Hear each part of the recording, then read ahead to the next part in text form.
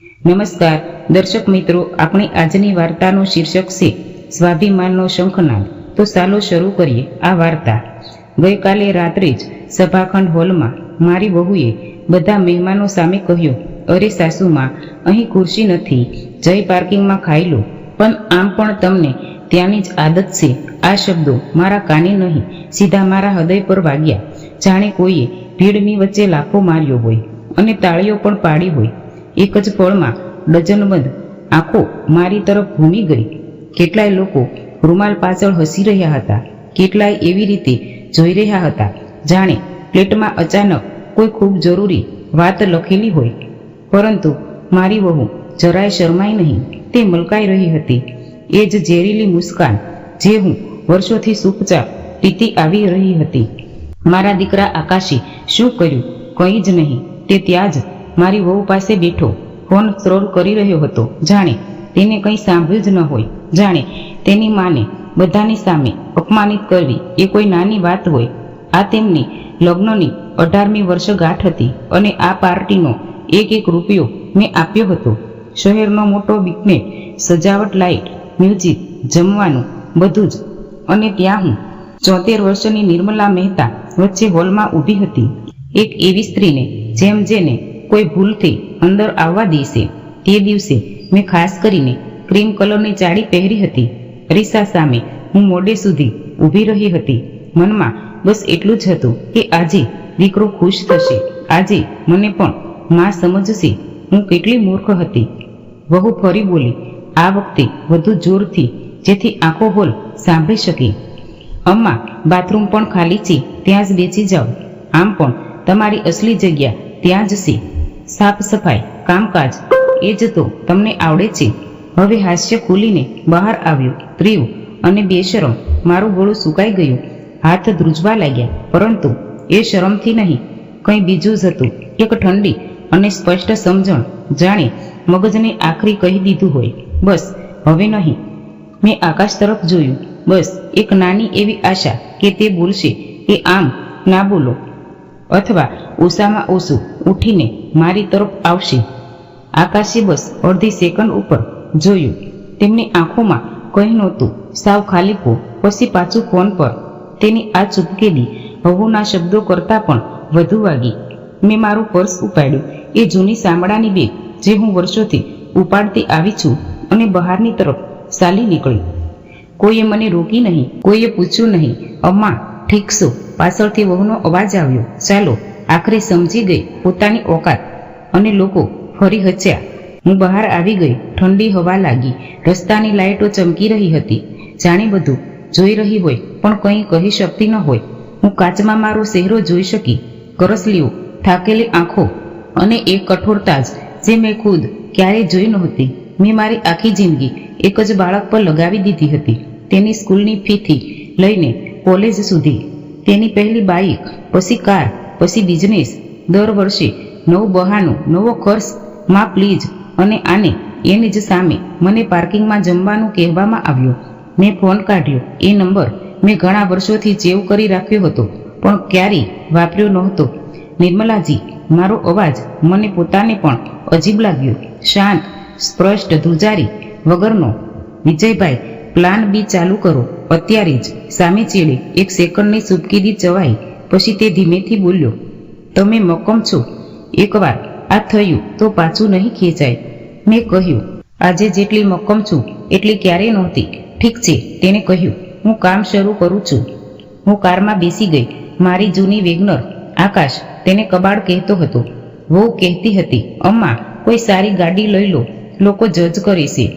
હું જાણી જોઈને આવી જ ગાડી રાખતી હતી, કારણ કે લોકો એને જ ચોટ પહોંચાડે છે જે તેમને નબળો દેખાય છે, અને નબળો સમજીને જ તેઓ પોતાનો અસલી ચહેરો બતાવે છે.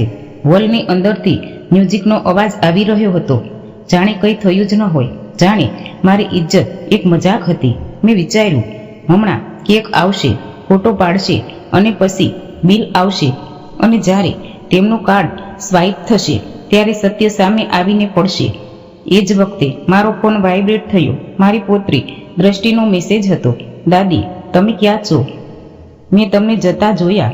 મમ્મી બોલે છે કે તમે બીમાર થઈ ગયા છો. પણ મને ખબર છે કે આ જૂઠ છે. દ્રષ્ટિ 24 વર્ષની હતી. નર્સિંગનો અભ્યાસ કરી રહી હતી. વીકેન્ડ પર સરકારી હોસ્પિટલમાં ડ્યુટી. ઘરમાં એક જ માત્ર વ્યક્તિ હતી જે મને કોઈ પણ મતલબ વગર પ્રેમ કરતી હતી. મેં લખ્યું, હું ઠીક છું બેટા, બસ થોડી હવા જોઈતી હતી. તું અંદર રહે, ચિંતા ન કર. હું નહોતી ઈચ્છતી કે જે તોફાન હું ઊભું કરવા જઈ રહી છું તેમાં મારી પોતરી દાજે. ફોન ફરી રણક્યો. એડવોકેટનો કોલ હતો. નિર્મલાજી, બધું તૈયાર છે. એક મોટી કંપની ખરીદવા માટે 3 વર્ષથી લાઇનમાં હતી. તમારી સહી થતાં જ ડીલ આગળ વધશે. ટ્રાન્સફર સવારમાં સુધીમાં થઈ જશે. મારા હૃદયમાં હળવી પીડા ઉઠી. અને ધંધો, એ મહેનત, એ ફેક્ટરીઓની ધૂળ, એ રાતો, મેં બધું એવું વિચારીને બનાવ્યું હતું કે દીકરો સુરક્ષિત રહે. પણ હવે મને સમજાઈ ગયું હતું કે મેં તેને સુરક્ષા નથી આપી, મેં તેને બગાડી દીધો છે. મેં પૂછ્યું, અને આકાશના કાર્ડ? વિજયભાઈ બોલ્યા, તમારા નામનું જે બિઝનેસ કાર્ડ તે ચલાવે છે તેને અત્યારે જ ફ્રીઝ કરી દેવામાં આવશે. ઓટો ટ્રાન્સફર પણ રોકી દેશો અને એ ફ્લેટના કાગળ પણ તમારા નામે છે. તમે ચાહો તો નોટિસ મોકલી શકાય છે. મેં આંખો બંધ કરી. એક પળ માટે માનું હૃદય બોલ્યું, ન કર, એ તારો દીકરો છે. પછી એ જ પળે વહુનો અવાજ મારા કાનમાં ગૂંજ્યો, પાર્કિંગમાં ખાયલો, આદત છે ને? અને દીકરો ફોન સ્ક્રોલ કરતો રહ્યો. મેં કહ્યું, કરી દો. મારો વિશ્વાસ ધીરેથી બહાર નીકળ્યો, જાણે વર્ષોનો બોજ ઉતરી રહ્યો હોય. મેં કાર સ્ટાર્ટ કરી અને ઘર તરફ ચાલી નીકળી. મારું ઘર કોઈ બંગલો નહોતો, બસ એક સાધારણ 2 રૂમનો ફ્લેટ. જૂનું કબાટ, જૂનો સોફો. આકાશને શરમ આવતી હતી. તે કહેતો હતો, માં, તમે આમ કેમ રહો છો? લોકો શું વિચારશે? હું હંમેશા કહેતી હતી, લોકોને જે વિચારવું હોય તે વિચારે, મને દેખાડો નથી જોઈતો. સત્ય એ હતું કે જો મેં દેખાડો કર્યો હોત તો મારી વહુ અસલી ગંધ સૂંઘી લેત. પછી તે ધીમે ધીમે, નહીં એક સાથે, બધું ચીનવવા આવત. ઘર પહોંચી તો પગમાં દુખાવો હતો. સિંધવા ઘણા વર્ષોની મહેનત. મેં આકાશને ક્યારેય નહોતું કહ્યું, કારણ કે હું બોજ બનવા માંગતી નહોતી. અજીબ વાત છે ને, આપણે ઘરના લોકો બોજ જ બનીએ એટલે ચૂપ રહીએ છીએ અને લોકો આપણી સુકેદીને આપણી નબળાઈ સમજી લેશે. મેં પાણી પીધું અને સોફા પર બેસી ગઈ. રૂમમાં સન્નાટો હતો અને એ જ સન્નાટામાં પહેલીવાર મને ડર ન લાગ્યો, મને શાંતિ લાગી. પછી ફોન રણકવા લાગ્યો. એક કોલ નહીં, 10 આકાશના. મેં ન ઉપાડ્યો. મેં મેસેજ આવવા લાગ્યા. માં, કાર્ડ નથી ચાલતું. માં, આ શું કર્યું? બધા જોઈ રહ્યા છે.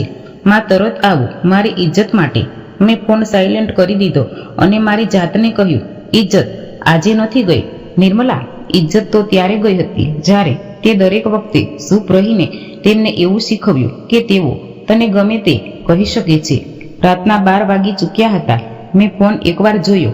હવે ધમકીઓ હતી. વહુનો મેસેજ, નિર્મલાજી, આ નાટક બંધ કરો, નહીં તો પરિણામ ખરાબ આવશે. અને આકાશનો છેલ્લો મેસેજ, હું હમણાં જ તમારા ઘરે આવું છું. દરવાજો બંધ કરીને બસી નહીં શકો. મેં ઘડિયાળ જોઈ, 12:10.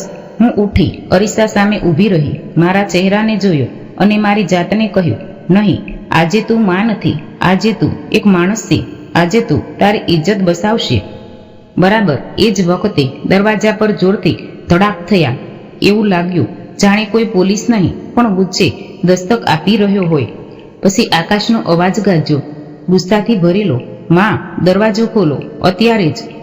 મારા હાથ દરવાજાની કડી પર ગયા અને એ જ પળે મને લાગ્યું કે આ દરવાજાની પહેલી પાર મારો દીકરો નથી.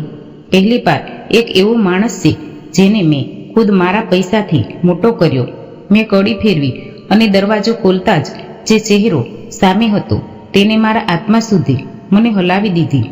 આકાશ સામે હતો. તેનો શર્ટ અડધો બહાર નીકળેલો, ટાઈ ઢીલી, વાળ વિખરાયેલા અને આંખોમાં એ લાલ ચમક જે ગુસ્સા અને ડરની વચ્ચે હોય. તેની સાથે કોઈ નહોતું પણ તેના અવાજમાં આખી ભીડનો ઘમંડ હતો. માં, તમે પાગલ થઈ ચૂકાશો કે શું? તેને અંદર આવતા બૂમ પાડી. કાર્ડ બંધ કરી દીધું બધાની સામે. તમને ખબર છે આજે મારી સાથે શું થયું? મેં એક ડગલું પાછળ ન હટાવ્યું.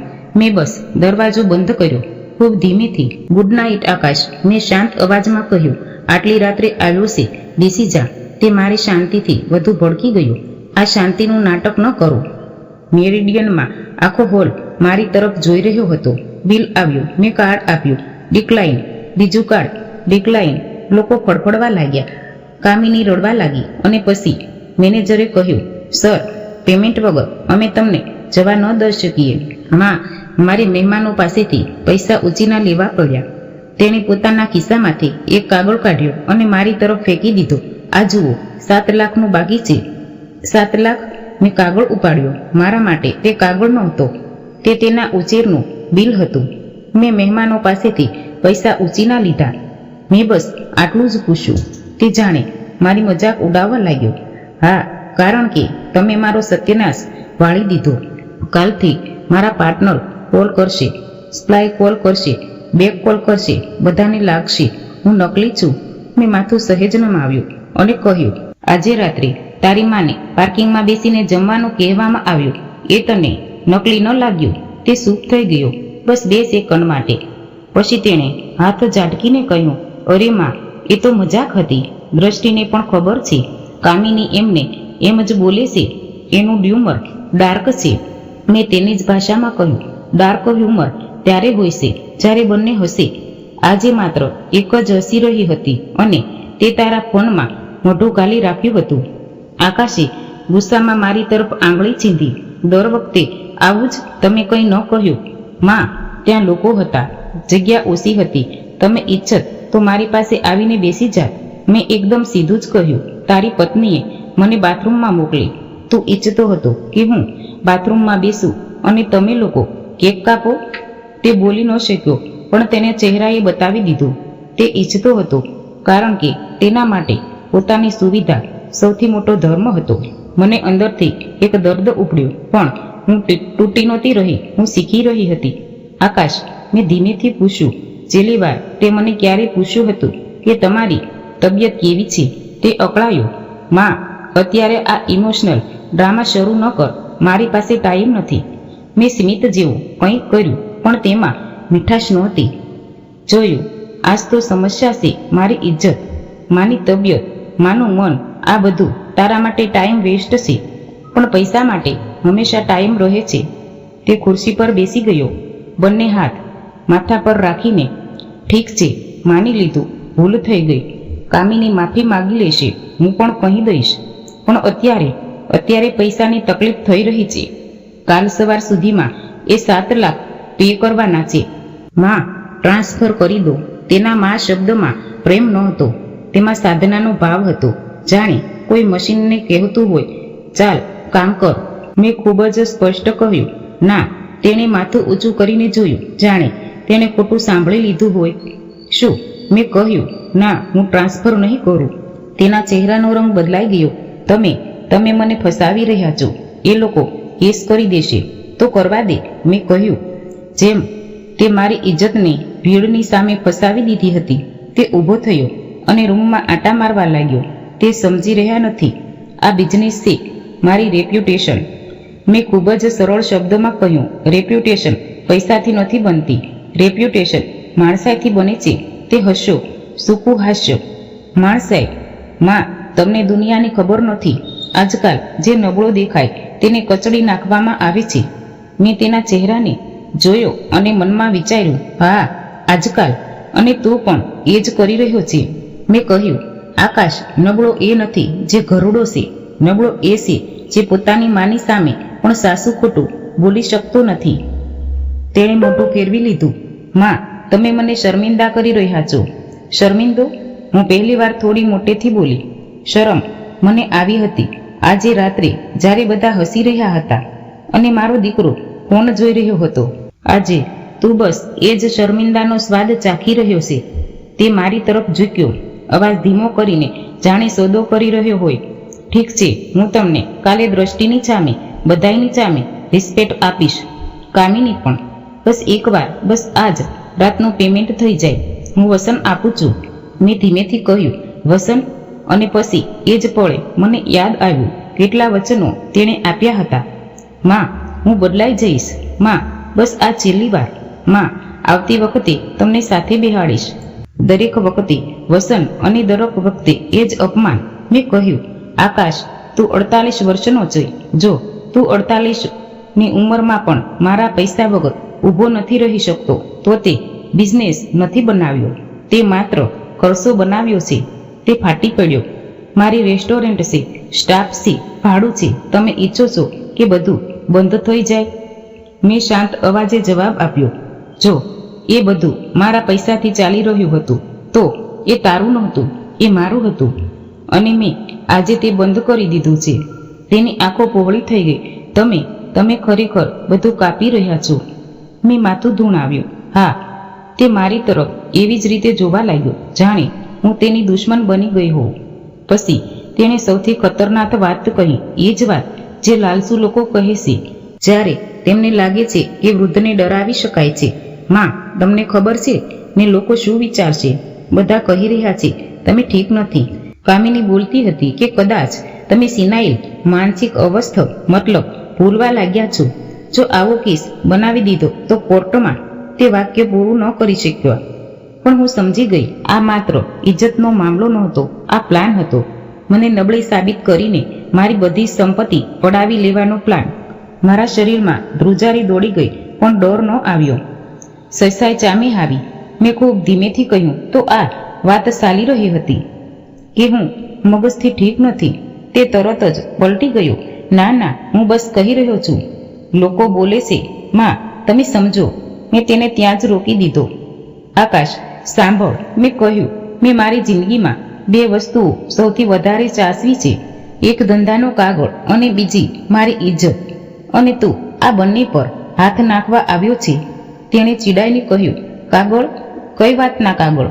માં, તમે અહીં રહો છો, નાની એવી જગ્યામાં, ગાડી જૂની છતાં આટલો ઘમંડ તમારી પાસે છે શું? મેં તેને જોયું. તેની આંખોમાં અચાનક લાલચ ચમકી. એ જ લાલચ જે મને ડરાવવા આવી હતી. હવે તે આંકડા સૂંઘવાના પ્રયાસ કરી રહ્યો હતો. તેણે ધીમેથી પૂછ્યું, કેટલા પૈસા છે તમારી પાસે? મેં 1 સેકન્ડ રોકાઈને કહ્યું, આ સવાલ દીકરા નથી પૂછતા, આ ગ્રાહકો પૂછે છે. તેણે દાંત પીંચ્યા. હું તમારો દીકરો છું. હું જ તો વારસદાર છું. આખરે બધું જ મારું જ થશે. તે આખરે બોલતી વખતે પણ અટક્યો નહીં, જાણે તે મારા જીવતે જીવ બધું ઈચ્છતો હતો. મેં ખૂબ સીધી વાત કહી, ના, હવે નહીં. તે હસ્યો. હવે નહીં? તમે શું કરી લેશો? મેં મારા ખિસ્સામાંથી એક નાનકડું ફોલ્ડર કાઢ્યું. એ ફોલ્ડર હું પહેલેથી જ તૈયાર રાખતી હતી, કારણ કે જે દિવસે મેં વિજયભાઈનો નંબર ડાયલ કર્યો હતો તે જ દિવસે હું સમજી ગઈ હતી કે આ લડાઈ લાગણીઓની નહીં, કાગળોથી જીતાશે. મેં ફોલ્ડર ખોલીને તેની સામે એક પેજ મૂક્યું. તેના પર સહીની જગ્યા હતી, નામ હતા, તારીખ હતી અને નીચે મારા વકીલનો સ્ટેમ્પ. આકાશે પાનું જોયું અને તેનો અવાજ ફાટી ગયો. આ શું છે? મેં કહ્યું, આ તારી દુનિયાની અસલી હકીકત છે. તે કંપની તારા નામે નથી, એ કાર્ડ તારું નથી, અને જે તું તારું સમજી રહ્યો છે એ બધું મારા નામે છે. તેણે પાનું ઝૂંટ્યું અને વાંચ્યું. તેની આંગળીઓ ધ્રુજી રહી હતી. આ તો. તેણે ઉપર જોયું. તમે આ બધું ક્યારે કર્યું? મેં કહ્યું, જ્યારે તારી પત્નીએ મને પાર્કિંગમાં જમવા મોકલી ત્યારે મારી આંખો ખુલી ગઈ, અને જ્યારે તે સૂપ રહીને તેને સાથ આપ્યો ત્યારે મેં નિર્ણય લઈ લીધો. તેણે ગુચ્છામાં પાનું ફેંકી દીધું. તમે મને બેઘર કરી દેશો. પોતાની જ ઓલાદને. મેં તેને જ ભાષામાં કહ્યું, ઓલાદ એ હોય છે જે માનું સન્માન કરે.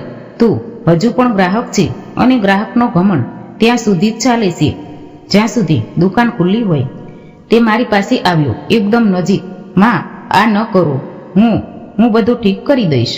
હું કામિનીને કંટ્રોલ કરી રહીશ. બસ પૈસા મોકલી દો. મેં તેની આંખોમાં જોયું. હવે ડર સાફ દેખાતો હતો. તેની રેપ્યુટેશનનો ડર નહીં, તેના કમ્ફર્ટ ન જતા રહેવાનો ડર. તને પૈસા નથી જોઈતા આકાશ, તને આદત જોઈએ છે, અને આદત તૂટ્યા વિના માણસ બદલતો નથી. તેને અચાનક બીજો હુમલો કર્યો. તમે હંમેશા આ જ કરતા આવ્યા છો, પૈસા બતાવીને કંટ્રોલ. પપ્પા પણ આ જ કારણે ગયા હતા. તમારી સાથે રહેવું મુશ્કેલ હતું. આ વાક્ય એવું હતું જે તે જાણતો હતો કે મારી અંદર ઊંડે જઈને ઘા કરશે, કારણ કે તેના પિતા સાસે જ છોડીને ગયા હતા, અને મેં વર્ષો સુધી મારી જાતને દોષ આપ્યો હતો. મેં એક લાંબો શ્વાસ લીધો, અને પહેલીવાર હું ડર્યા વગર સાસુ બોલી શકી. તારા પિતા એટલા માટે નહોતા ગયા કે હું મુશ્કેલ હતી, તે એટલા માટે ગયા કારણ કે તે જવાબદારીથી ડરતા હતા. અને આજે તું પણ એ જ રસ્તા પર છે. આકાશનો ચહેરો પથ્થર જેવો થઈ ગયો. પછી તેણે દાંત પીચીને કહ્યું, ઠીક છે, પછી જોજો. હું કોર્ટમાં જઈશ.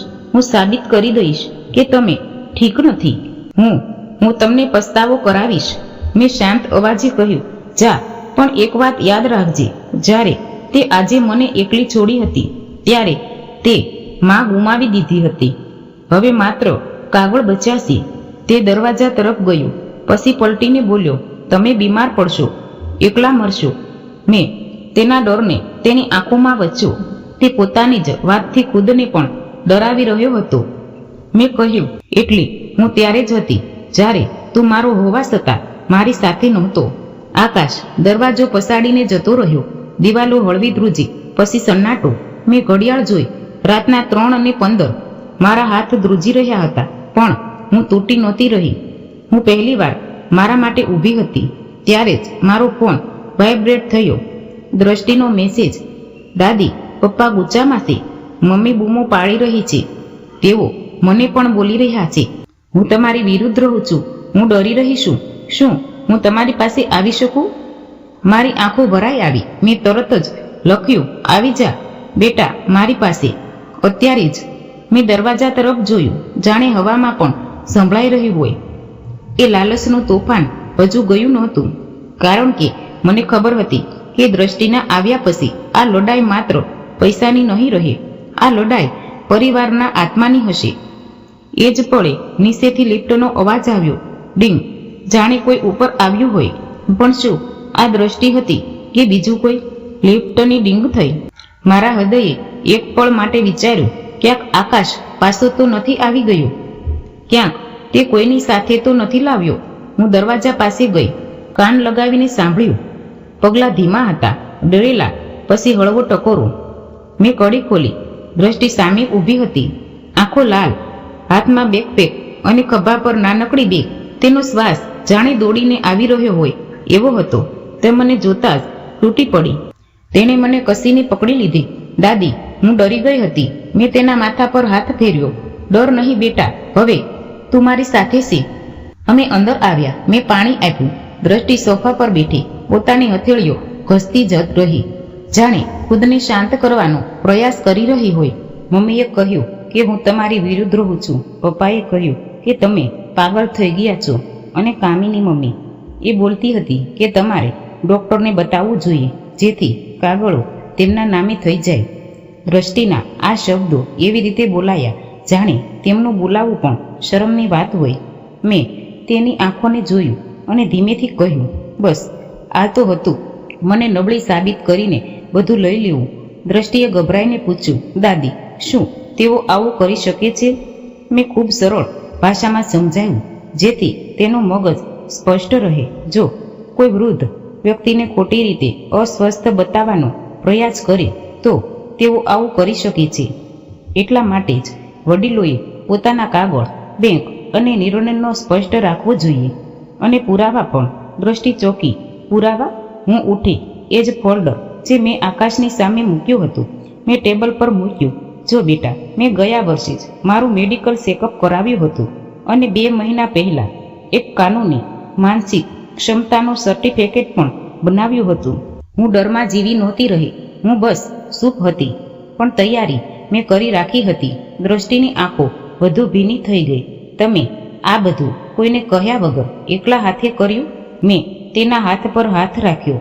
હા, કારણ કે જ્યારે હું બોલતી હતી ત્યારે લોકો કહેતા હતા કે અમ્મા ડ્રામા કરી રહી છે. એટલે મેં બોલવાનું છોડી દીધું અને કાગળ તૈયાર કરવા લાગી. એટલામાં બહાર ફરીથી જોરથી દસ્તક થઈ. આ વખતે ધીમી નહીં, કઠોર, જાણે કોઈ પોતાનો હક માગવા આવ્યું હોય. પછી કામિનીનો અવાજ, મીઠો અને ઝેરીલો, નિર્મલાજી, દરવાજો ખોલો, ચાલો વાત કરવી છે. દ્રષ્ટિ ધ્રુજી ગઈ. તેઓ આવી ગયા. મેં દ્રષ્ટિને પાછળ કરી દીધી. તું અંદરના રૂમમાં જા, દરવાજો બંધ કર, ડર નહીં. મેં મુખ્ય દરવાજો અડધો ખોલ્યો. કામિની બહાર હતી. તેની સાથે આકાશ પણ હતો. આ વખતે ઓછો ગુચ્ચો, વધુ પ્લાન. અને તેમની પાછળ બિલ્ડિંગનો સિક્યુરિટી ગાર્ડ. કામિનીએ તરત જ એક્ટિંગ શરૂ કરી. નિર્મલાજી, તમે રાત્રે એકલા છો અને તમે ઠીક નહોતા લાગી રહ્યા. આકાશ બહુ પરેશાન છે. અમે વિચાર્યું તમારી સેફટી. મેં વચ્ચે જ અટકાવી દીધી. સેફટીનું બહાનું ન બનાવો. સાચું બોલો, તમે લોકો પૈસાની વાત કરવા આવ્યા છો? આકાશે નકલી નરમાશથી કહ્યું. માં, ચાલો ને, બધું ખોટું થઈ ગયું. આપણે ઘરે ચાલીને આરામથી વાત કરીએ. મેં સીધું જ કહ્યું. મારું ઘર આ જ છે અને વાત અત્યારે અહીં જ થશે. કામિનીનો ચહેરો ટમટમી ગયો. નિર્મલાજી, તમે બહુ જિદ્દી છો. તમારી ઉંમર થઈ ગઈ છે. તમારે સમજવું જોઈએ પરિવારનું ભવિષ્ય. મેં હળવેથી હસીને પૂછ્યું. પરિવાર? જે પરિવારે મને પાર્કિંગમાં જમવાનું કહ્યું, જે પરિવારે મને બાથરૂમમાં મોકલી. ગાર્ડ અસ્વસ્થ થઈ ગયો. આકાશે તરત જ વાતને પલટવાનો પ્રયાસ કર્યો. માં, એ ખોટું હતું. કામિની માફી માંગી લેશે. બસ તમે કાર્ડ ચાલુ કરી દો. ટ્રાન્સફર. મેં આંગળી ઊંચી કરીને વાત કહી. પહેલો નિયમ, જ્યારે કોઈ તમારી સાથે ખરાબ વર્તન કરે તો એ માફી નથી, એ કંટ્રોલ આપે છે. બીજો નિયમ, પૈસાથી સંબંધ નથી ચાલતો, પૈસાથી માત્ર સોદો ચાલે છે. કામિનીએ આંખો નચાવી.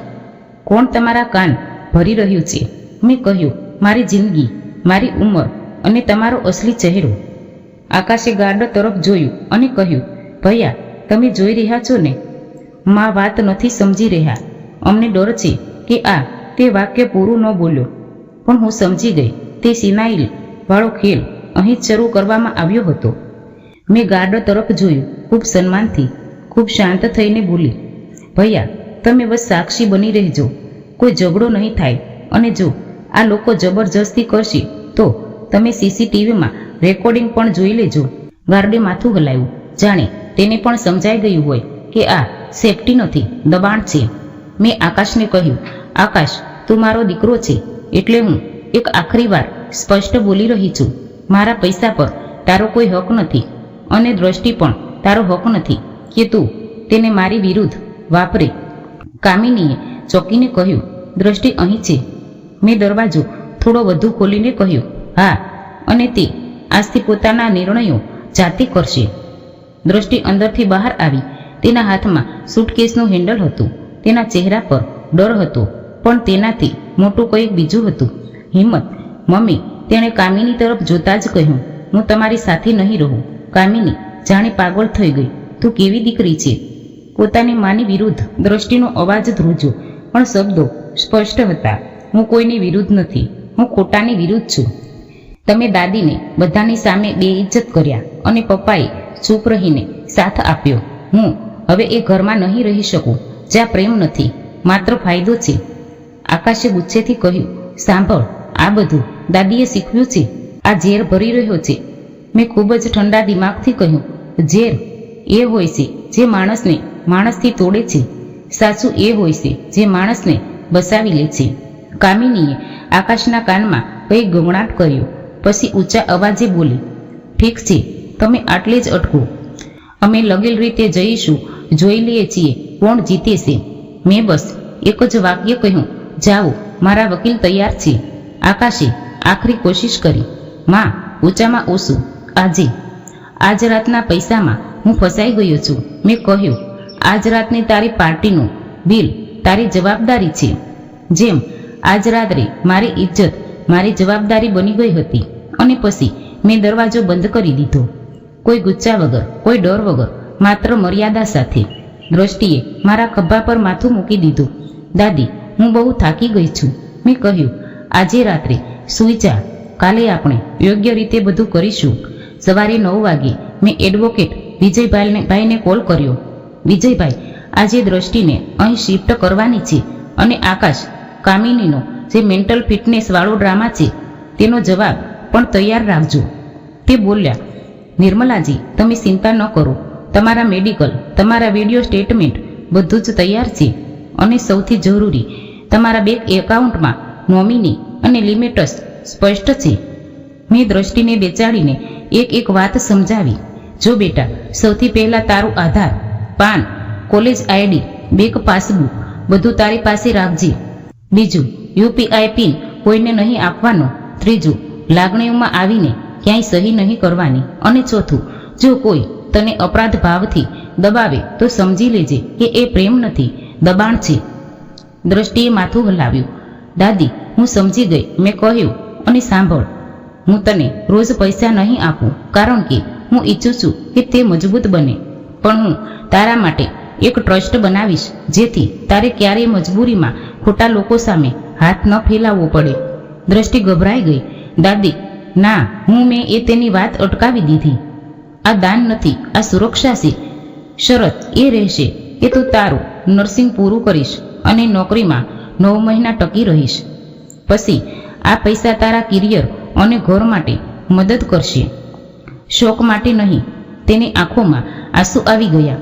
તમે આટલા સ્ટ્રોંગ કેવી રીતે છો? મેં કહ્યું, હું હંમેશા સ્ટ્રોંગ હતી, બસ હું ચૂપ હતી. 3 દિવસ પછી કામિનીએ સાચે કોશિશ કરી. તેણે એક ડૉક્ટરનું નામ લીધું, એક કાઉન્સેલિંગનો ડ્રામા, અને આકાશે 2 વકીલોને ફેરવ્યા, પણ તેમનો કેસ ટકી ન શક્યો, કારણ કે ખોટા આરોપો કાગળ સામે હારી જાય છે. વિજયભાઈએ મને જણાવ્યું, કોઈ પણ કોર્ટ નક્કી પુરાવા વિના કોઈ વૃદ્ધને અયોગ્ય નથી માનતી, અને તમારો બધો રેકોર્ડ ક્લિયર છે. તેઓ તમને ડરાવીને ઝુકાવવા માંગતા હતા. અને પછી અસલી ઝટકો આકાશને લાગ્યો. જેવો મહિનાનું ટ્રાન્સફર બંધ થયો, જેવું ફ્રીવાળું કાર્ડ બંધ થયું, આકાશની રેસ્ટોરન્ટ સાચે જ હલી ગઈ, કારણ કે તે સાચી જ મારા પૈસાથી રહી હતી. હવે તેને સમજાયું કે અસલી બિઝનેસ શું હોય છે. કામિનીએ પણ પોતાનો રંગ બતાવી દીધો. 2 અઠવાડિયાની અંદર તેણે ઘરમાં બૂમાબૂમ કરવી, ધમકાવવું, અને તે મને બરબાદ કરી દીધી કહેવાનું શરૂ કર્યું. પછી એક દિવસ તે પોતાનો સામાન લઈને જતી રહી. જતી વખતે તેણે બસ એક લાયન છોડી, હું ગરીબી માટે નથી બની. આકાશ પહેલીવાર સાચે જ એકલો પડ્યો, અને એકલતામાં માણસને પોતાની ભૂલ દેખાય છે. જો તે જોવા માંગે તો એક સાંજ તે મારા દરવાજાની બહાર ફરી આવ્યો. આ વખતે ન એ શૂટ હતો, ન ઘમંડ, બસ સાધારણ શર્ટ, આંખમાં થાક અને અવાજમાં તૂટેલો ભાવ. માં, તેણે ધીમેથી કહ્યું, હું પૈસા માટે નથી આવ્યો. મેં દરવાજો પૂરો ન ખોલ્યો. મેં બસ પૂછ્યું, તો શેના માટે?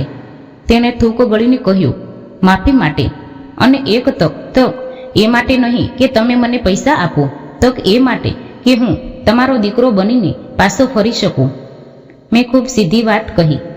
માફી બોલી દેવી સરળ છે, બદલાવવું મુશ્કેલ છે. તું શું બદલીશ?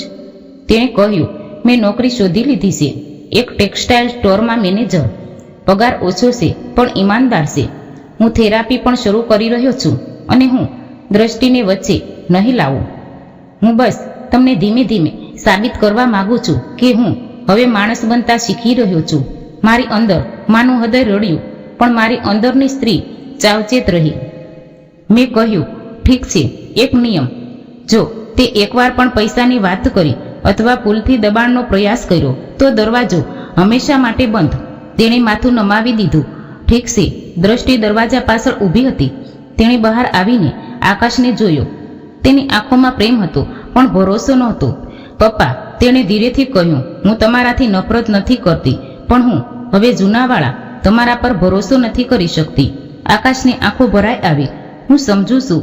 અને તે ચૂપચાપ જતો રહ્યો. અહીંથી ધીમે ધીમે અસલી બદલાવ શરૂ થયો. કોઈ ફેમિલી સીન નહીં, કોઈ એક દિવસમાં બધું ઠીક નહીં. આકાશ દર દિવસે બસ એક નાનો મેસેજ મોકલતો, માં, તારી તબિયત, દ્રષ્ટિનો અભ્યાસ કેવો ચાલે છે? કોઈ માગણી નહીં, કોઈ ધમકી નહીં, બસ હાજરી. 3 મહિના પછી હું અને દ્રષ્ટિ એક નાના ઘરમાં શિફ્ટ થયા. બહુ મોટું નહીં, બસ આરામદાયક. એક નાની લાઇબ્રેરી, એક નાનો બગીચો. મેં પહેલીવાર મારા માટે એક સારો ઘડો લીધો, મારા માટે સારા બૂટ લીધા, મારા માટે ડૉક્ટરનો રેગ્યુલર ચેકઅપ શરૂ કર્યો. કારણ કે ખુદનું ધ્યાન રાખવું એ પણ એક જવાબદારી છે, ગુનો નહીં. મેં મારા પૈસાનો એક હિસ્સો બાળકોના અભ્યાસ માટે અને મહિલાઓના નાના બિઝનેસમાં લગાવવાનું શરૂ કર્યું. કારણ કે મેં જોયું હતું કે જ્યારે સ્ત્રીના હાથમાં સાચા પૈસા અને સાચી જાણકારી આવે છે ત્યારે આખું ઘર બદલાઈ જાય છે. 1 વર્ષ પછી મારો 77મો જન્મદિવસ આવ્યો. મેં કોઈ મોટો હોલ ન લીધો, બસ ઘરમાં નાની કેક, દ્રષ્ટિએ જાતે બનાવી. તેણે ફુગ્ગા ફૂલાવ્યા અને મારા માટે એક કાર્ડ લખ્યું. દાદી, તમે મને શીખવ્યું કે ના, બોલવું એ પણ પોતાના પ્રત્યેનો પ્રેમ છે. એ સાંજે આકાશ પણ આવ્યો. હાથમાં સસ્તા જંગલી ફૂલો, પણ તેમની કિંમત નહોતી. તેમની ચચાઈ હતી. તે દરવાજા પર રોકાયો, જાણે રજા માગી હોય. મેં બસ આટલું જ કહ્યું, આવી જા. તે અંદર આવ્યો. તેણે મને ફૂલ આપ્યા. હેપી બર્થડે માં. હું હજુ પણ શીખી રહ્યો છું, પણ હું કોશિશ કરી રહ્યો છું. મેં કહ્યું, કોશિશ શબ્દ નહીં, રોજની આદત છે. તેણે માથું હલાવ્યું અને હા, મેં ઉમેર્યું, આજે પણ કોઈ પૈસા નહીં. તે હળવેકથી મલકાયો. મને હવે સમજાઈ ગયું છે, માં, પૈસા પ્રેમ નથી હોતો. મેં એ જ પળે સમજી લીધું. આ વાર્તા બદલાની નહોતી. આ વાર્તા શીખની હતી કે વડીલોને નબળા સમજવા એ સૌથી મોટી ભૂલ છે. કે જે પ્રેમ પૈસા આપીને ખરીદી શકાય તે પ્રેમ નથી. કે મર્યાદાઓ સંબંધો તોડતી નથી, સંબંધોની સસાઈ બતાવી છે. અને સૌથી જરૂરી એ કે એક સ્ત્રી ભલે 77ની હોય છતાં તે પોતાની જિંદગી ફરીથી શરૂ કરી શકે છે. રાત્રે બધા સૂઈ ગયા. હું બહાર બાલ્કનીમાં બેઠી હતી. ઠંડી હવા ચાલી રહી હતી. મને મારા ચહેરા પર શાંતિ મહેસૂસ થઈ. પહેલીવાર મને લાગ્યું કે મારી ઇજ્જત જાતે પાછી મેળવી લીધી અને આ જ મારી અસલી જીત હતી. તો મિત્રો, આ વાર્તા દ્વારા આપણને શીખ મળે છે કે આત્મસન્માન સૌથી મોટું ધન છે.